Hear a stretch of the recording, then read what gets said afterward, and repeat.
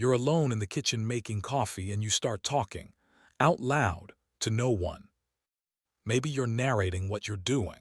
Maybe you're replaying an argument from 3 days ago, finally saying the perfect thing. Maybe you're just telling yourself, okay, focus, let's go.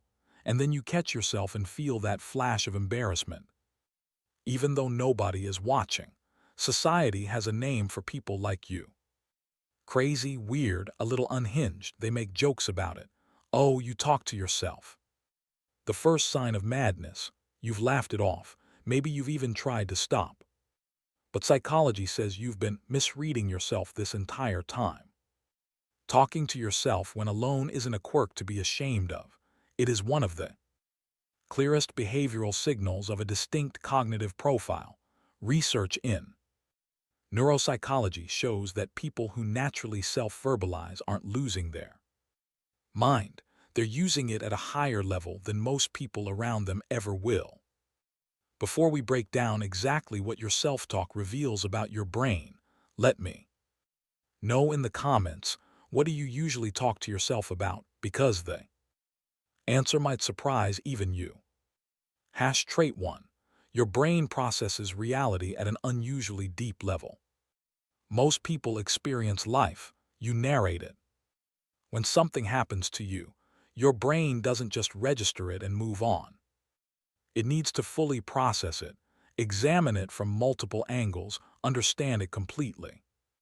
And self-talk is the tool it uses to do that. Psychologists call this inner speech regulation, and studies show that people who use it naturally have significantly stronger working memory and cognitive control than those who don't. Think about it. When you talk yourself through a problem out loud, you are essentially forcing your brain to organize chaos into language. Language requires structure, structure requires clarity, and clarity is exactly what separates people who react to life from people who actually understand it. You aren't talking to yourself because something is wrong with your thinking. You are talking to yourself because your thinking is too fast and too layered for silence to contain it. Trait 2. You have a higher emotional intelligence than you realize. Here's something most people never connect. The people who talk to themselves most are often the ones who feel the most deeply. When you mutter under your breath after a hard conversation, or when you walk through a room saying it's fine, it's fine, it's fine, you are not being dramatic, you are regulating. Psychology calls this emotional verbalization, and research shows it is one of the most effective methods the human brain uses to process intense feeling without being consumed by it. You are essentially your own therapist. You take the raw, overwhelming noise of your inner world and you give it a voice so you can finally hear it clearly. Most people suppress what they feel until it explodes. You talk through it until it dissolves. That is not weakness. That is one of the most sophisticated emotional survival strategies a nervous system can develop. Trait 3. You are wired for problem solving in a way others simply aren't.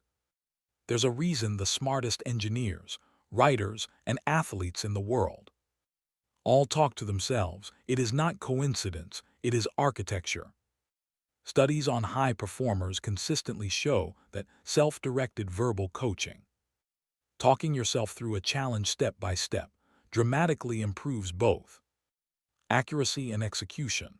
When you say out loud, okay, if I do this, then that happens, so I need to try this instead, you are not rambling, you are running a simulation. You are pressure testing reality before you act on it. The specialist waits until a problem lands on their desk. You are already 3 moves ahead because your brain refuses to stop working a problem until it finds a way through. Self-talk is how you access that processing power consciously. It is your brain's debugging mode, running live in real time. Trait 4. You have a stronger sense of self than most people you know. This is the one nobody talks about. To talk to yourself comfortably, Even privately, you have to have a self-worth. Talking to, you have to have an internal world rich enough that your own company is genuinely engaging. Psychology calls this a strong self-concept asterisk, and research links it directly to higher resilience, lower dependence on social validation, and a greater ability to tolerate uncertainty without falling apart.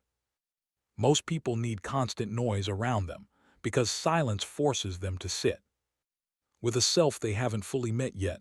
You don't have that problem. You have been building a relationship with your own mind your entire life.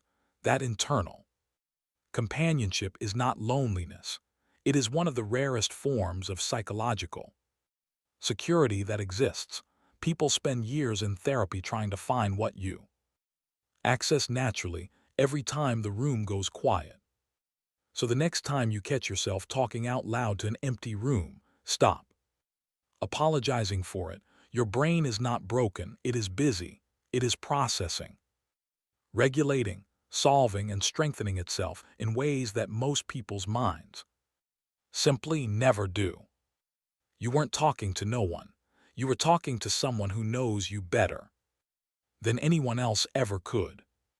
If this made you see yourself differently, drop a comment below with what you usually say to yourself when you're alone. And if you want more psychology that finally explains why your mind works the way it does, subscribe, because the next video might describe you more accurately than anyone ever has.